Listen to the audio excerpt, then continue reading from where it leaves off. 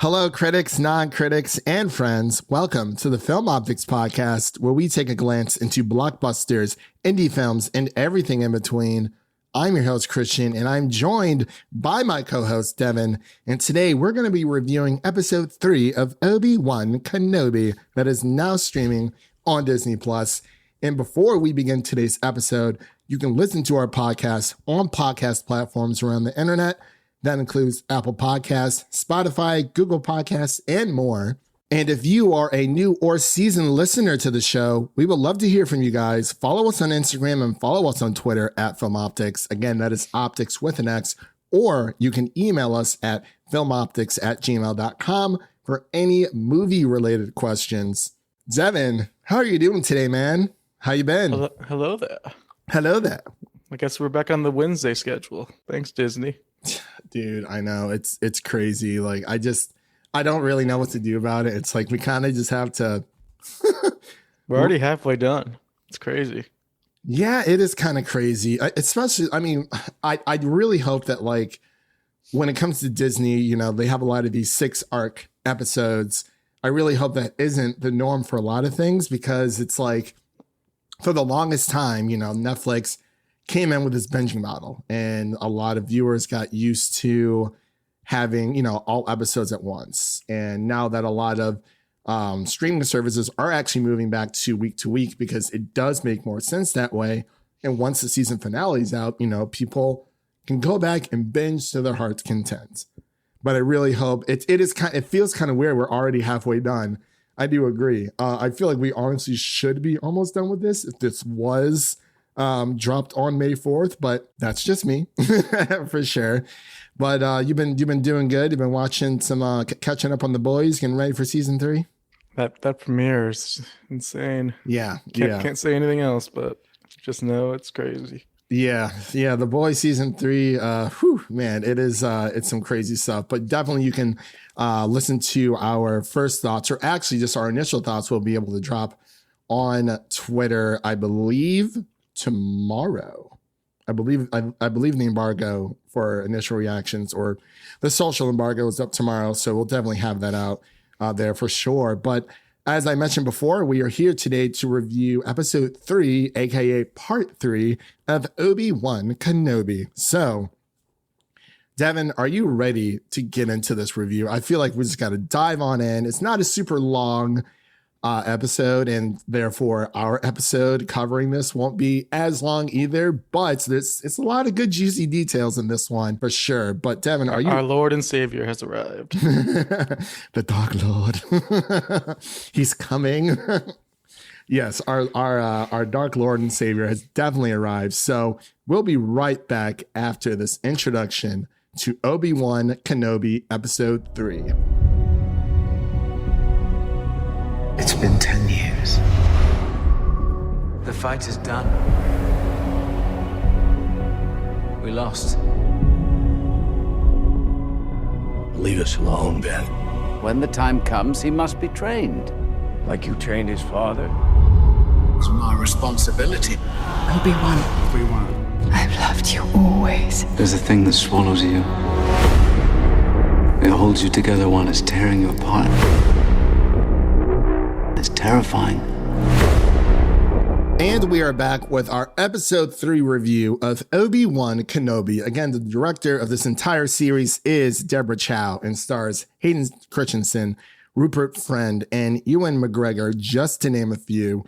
And for the synopsis, I'll read it one last time. Since this is the 3rd episode, I'm not sure if everyone's, caught up to snuff, but the synopsis is as follows. Jedi Master Obi-Wan Kenobi watches over young Luke Skywalker and evades the Empire's elite Jedi hunters during his exile on the desert planet of Tatooine. There's also the synopsis for the episode, which is Obi-Wan searches for allies as he attracts the attention of the Empire, threatening the locals. Is that on IMDb? Yeah. Okay, because I thought you pulled it from Disney Plus. I'm pretty sure Disney Plus, that sentence is like 5 words long from what I can remember. But yes, again, we're here talking about some Obi-Wan Kenobi Episode 3, also known as Part 3, since I guess that is just the name of the episode. So really quick, we're going to go through our initial reactions. We'll get into a little bit of spoilers and Easter eggs, get into our final thoughts about this episode, and close out with our ratings. So I'm actually going to pass it over to Devin so he can give his initial reactions to Episode 3 of Obi-Wan Kenobi. Overall, just a great episode. Really just kind of squashed all the fears I had from the first 2 episodes about the Inquisitors kind of doing too much. And then, like I said, our Lord and Savior has arrived, and he came sooner than I think anyone expected, really. He's here and ready to go. Like Episode 3, he's taking over the show, which is exactly what I wanted. I didn't want it to be the Inquisitors as the main antagonist. I wanted it to be Vader because he's the greatest of all time. Why wouldn't you want him to be taking over the show here? And he did. He made quite the entrance. Yeah, it's cool to see Obi-Wan trying to keep up with Darth Vader. He can see how out of shape he is and not ready for this battle. He's got to get back in playing shape. He's been out of the game for a while here. His lightsabing skills definitely could use some tuning, but he's getting there. We trust him. Do we? Or do we trust Anakin? Or do we trust little Leia even more? Gotta trust little Leia for sure. I'm actually kind of intrigued about, because everyone's talking about how this is like Hayden Christensen's big redemption on Star Wars. I'm just kind of trying to figure out what his role actually is. He just seems like he's kind of like a walking simulator currently, because obviously we're confirmed it's James Earl Jones doing the voice still, which of course it has to be, but I'm just kind of curious to see if they do anything with Hayden himself, because it could just be anybody walking around in the suit. Right. Yeah. And the original, I forgot the actor's name who actually was, I guess, playing the suit of Vader while James Earl Jones was the voice. I believe originally they tried like a Scottish accent, and it did not work out whatsoever. It was terrible. When the original Star Wars came out. But yeah, I'm very confused as why people are saying, oh, this is Hayden's like big redemption. Because I guess usually when the prequels first came out, they weren't like very well liked by a lot of people. Well, they weren't well liked by critics, and then fans were kind of divisive. But it's like, I mean, gosh, the first one came out in, was it 1999? I believe. I was like maybe 8-9 years old. I didn't care. I just wanted to go see a Star Wars movie. Like Episode 1 was like my very first Star Wars movie. I didn't watch 4, 5, and 6 prior. We didn't have them growing up in the house. One of my friends had them, but I mean, we knew Episode 1 was coming out, and I was like, I knew that, there was like a before story, but I was like, well, why am I starting at 4 when I can start at 1 and make my way through? So prequel baby. I mean, we're both big, when the prequels first came out. But as far as my initial reactions, yeah, I feel like I think this is a nice progression. I know Devin had his worries about the Inquisitors being the main bad guy. I kind of knew going in that I believe Dave Filoni said that they wanted to make Vader to be the big bad of this 6-part series. But I'm really glad that on the top of, start off in Episode 3, like that opening, it's all there, like Vader's here, we see a lot of we see a lot of shots of them, and it's kind of like a newer upgraded-esque suit. I remember Hayden Christensen seems a little slimmer, like thinned out. I mean, honestly, I don't blame them for that, because it's like, think about how many like different iterations of the same suit they have. And I think Hayden Christensen also said during an interview with BBC with him and Ewan that, it's like an upgraded, for, they don't want someone just getting into like a stuffy suit type situation. But it is really cool that we're actually having Hayden Christensen inside of the suits of Vader. I really love his movements. Like you said, James Earl Jones coming back to reprise the voice of Vader. Honestly, wouldn't really be any other way. I can't remember if he did it for Star Wars Rebels. I think there was somebody else. It sounded kind of the same, but it's never sounded quite the same. But, you hear that breathing, and I love the way that Vader speaks. He's so just, he knows what he wants, that type of situation. And, we kind of get a continuation of the story. Like I said, I think it's a nice segue and nice progression from us going from like a broken Obi-Wan to finally, Vader is here, in episode 3 all throughout. And Obi-Wan just starts running away. He is just not ready. Would you run away or would you kneel? Would not kneel, that's for sure. But I think I would kneel. I think running definitely stalls out a little bit. It gives you a little bit of a chance. And it saved him. I don't want to give him the chance to even force choke me. Like, no, like I'm going to try to run away. He's just going to pull me back. So I might as well just join the dark side. If I fail him, I fail. I'm dead either way. So I might as well buy myself a little bit more time by swearing my allegiance to him. But what if you have the Force? What if you're a Jedi? Depends on how strong of a Jedi. Obi-Wan strong. Well, I mean, he's not very strong in this episode, but currently, no. Apparently. Yeah, currently, no, he's not. But yeah, overall, I really did enjoy this episode. It's very fear-striking and just, it's a cool 40 minutes, which is really, really awesome. So those are just my little thoughts there. We get more of Leia, of course. We get a nice little conversation, more justice for Padme and Anakin as actual Anakin. But we'll get into that here. I feel like we are getting into spoilers for a bit, but was there anything else you wanted to mention in the non-spoiler section before we go into spoilers? It's time to spoil. All right, ladies and gentlemen, that is your first spoiler warning for Obi-Wan Kenobi episode 3. Again, that is your second spoiler warning. So if you haven't seen it yet, I know it's really, really hard to kind of dodge these these episodes, especially if you're on like social media, whether it be Instagram, Twitter, Facebook, mainly Instagram and Twitter. I would say more so Instagram, or no, I'm sorry, more so Twitter and even Reddit.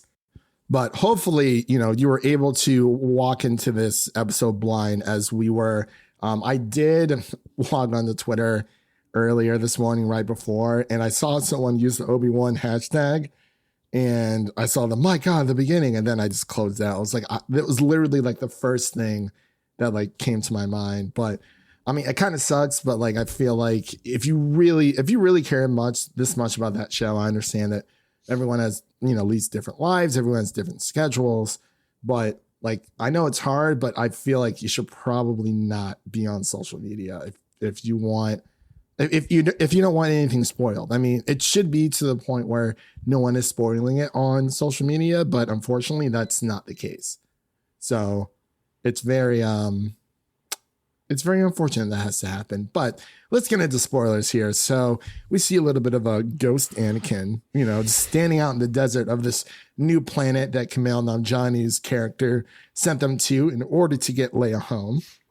And they kind of run into a bit of a pickle, which was actually a very tense-esque kind of moment. I didn't expect it to be that tense, where they're playing where Leia and Obi-Wan are playing this father daughter figure type situation, and things kind of go a little bit sideways. They play their cool for a bit, but they almost dropped the ball, but then they have that nice little recovery as well. Yeah, it was a great little scene between them. Mm-hmm. You just see how much he really does miss Padme, and possibly, perhaps, had a bit more of a crush on Padme than he let on before. Maybe that's what Anakin was sensing. Everyone has a crush on Padme. But hey, that's just not Obi-Wan, unfortunately. He is, even though he's closed himself off from the Force in a way, he's still kind of, I guess he still honors the Jedi code, at least this middle-aged Obi-Wan does.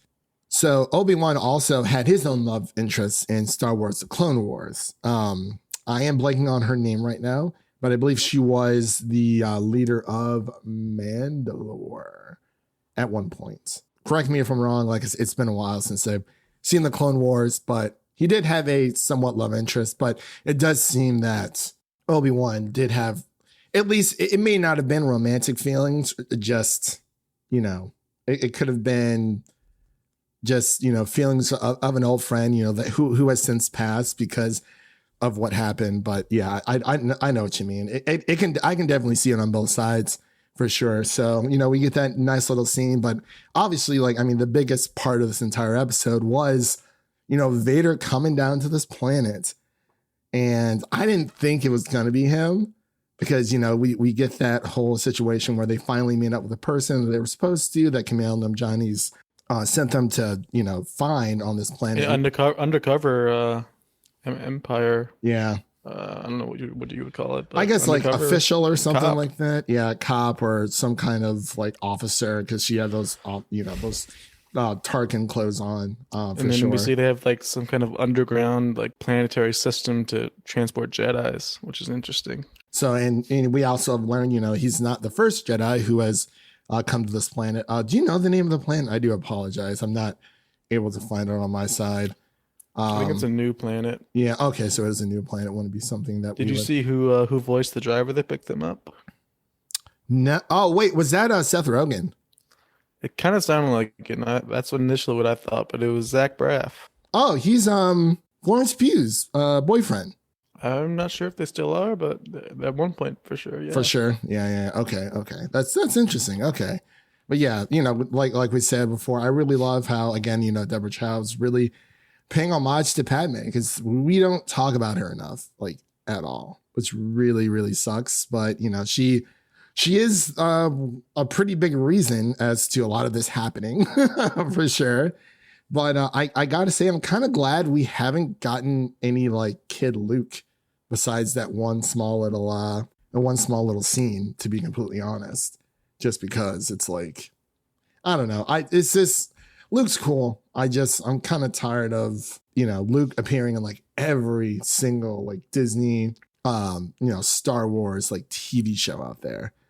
So there is that weird Mark Hamill looking person that made an appearance in the I think it was the second episode. Oh, I did see that. It looks a lot like Mark Hamill. It does. I mean, honestly, they're probably breaking continuity, but it's, a lot of things are being retconned because, Leia is asking about her father and her mother. And, we really just don't get a lot of insight with Leia. So I really like how they are able to kind of retcon a few things here and there. And I think retcons are totally fine, when it warrants it, but I think it's been pretty great so far. But really quick before we close out here, of course, we got to talk about this Vader fight, the pre-match, I guess you could say, because Vader, this man dragged him through the flames, lit this man up, literally. I was like, I love it how as soon as Obi-Wan comes in and he sees Anakin, he's like, "What have you become?" And he's like, "What, you made me?" Or something of that nature. And I was like, oh, yes. You should have killed me when you had the chance. He should have. Classic line. That's one weird part about it being a prequel series, just in general. It's just, you just know that even though Obi-Wan's in the fire, like, we've seen Alec Guinness. We know he's not going to be, like, mangled and burned. No. So it kind of takes away a bit of the, like, angst and, like, surprise of it. But it was still very, very cool to see. Yeah, and I think that goes back to like, the whole retcon thing where like they're trying to retcon a few things, but obviously, I mean, it for some reason, he gets dragged through the fire, but his hair doesn't get caught on fire. So it's like that usually would have been can't lose that beard. Can't lose the beard either. But it seemed like his arm was like somewhat like badly burned. But yeah, Vader just, and I love it. He's kind of like the boogeyman. He doesn't have to run, and I love Hayden Christensen's like movements as Vader. Like, it is somewhat robotic for sure, but it's not like too robotic, which is what I really, really appreciate. He has some mobility, it looks like, for sure. But yeah, it was a great, great fight, man. I was like, it's just a little taste of hopefully what is to come. But, that kind of ends the episode there. Or actually, Leia runs into the third sister, which I think her performance in this episode, I like her performance better in this episode than the other ones. It just felt like she was a bit too yelly. And by the way, screw you for anyone out there who is sending this woman death threats whatsoever. Moses Eisley deserves way better, and you suck. If you're no Star Wars fan of mine, you're no Star Wars fan of Ewan McGregor as well, because he put out that little video that was terrible. Like if you don't like the character, that's fine, but do not attack the actor and or actress who is portraying that character, because they're just doing their job. And we've seen this too much in Star Wars, where people have been driven off the internet. I believe the person who played Jar Jar Binks almost drove to take his own life, and that's not okay at all. And I absolutely hate it, where it's like, Yeah, it's the Star Wars fandom that's most known for this behavior. yeah, don't be racist. As you know, Star Wars, there's like for a galaxy so big, you would think, of course, it's going to be different peoples of color, you know, different species. But it's like anytime there's a woman or a person of color, usually within Star Wars, who isn't Samuel Jackson, it's like it was, because Samuel Jackson received no flack from what I remember. I don't believe he received any flack whatsoever. And he had his own purple lightsaber, which is pretty awesome. For sure. I know he was talking to Georgie about that one. Like, he was like, can I get like a purple lightsaber? You know, like this is, so yeah. Don't be racist when it comes to Star Wars. It's literally the worst fandom out there when it comes to toxicity. And yeah, that's all I have to say about that. So, Devin, you ready to get into scores here? Let's do it. All right. So I'm actually going to go first here. I definitely feel like this, like I said before, I have enjoyed every single episode, but I think this is the first one, you know, we've all been waiting to see Vader, and we finally see Vader, and he looks great. You know, Hayden Christensen's doing a great job. Personally, I don't think he needs to be redeemed. I think he did a fine job as Anakin. Again, another actor who was just doing what he was told.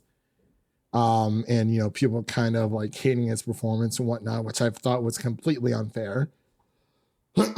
Overall, I'm just going to give this episode probably like a solid, probably like a solid 85. You know, like it's not a perfect episode. And I wish we would have gotten a little bit more with Vader, but, you know, it was only a 40-minute episode. Honestly, watching all these Stranger Things season 4, I'm like, man, like everything else feels like 30 minutes now. It's Yeah, crazy. the breeze. Yeah, but honestly, Stranger Things 4 was a breeze. So I was like, man, I'm not feeling these runtimes whatsoever. But yeah, definitely like a solid 85 for me for episode 3 of Obi-Wan Kenobi. What about you, Devin? Yeah, I'll go like a solid 83. Just really entertaining episode. So that concludes our episode here of Obi-Wan Kenobi episode 3. If you haven't checked out our episode 1 and 2 review, that is up on podcast platforms around the internet, so definitely check that out. Also, so what's coming up on the pod and what we have been releasing, this is kind of a busy week for us, to be completely honest. So if you have seen Stranger Things 4 volume 1, or even if you haven't, we did a non-spoiler / spoiler episode that is up on the podcast. The initial reactions is like our non-spoiler talk, and we always go into non-spoiler talk before we talk spoilers. If it is a full, you know, non-spoiler episode, then I'll put in the title, you know, non-spoiler.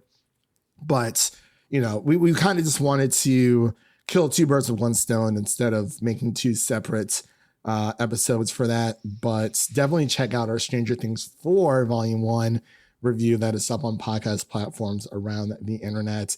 And what's coming up on the podcast, of course, we're going to be covering Obi-Wan Kenobi all the way through. We have 3 more episodes left.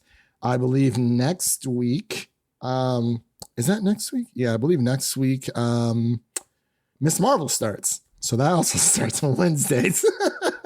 So that's going to be a lot of fun. And of course, we're going to be covering The Boys. I believe our review will be dropping this coming Friday on June 3rd, the day of release of the first 3 episodes on Amazon Prime.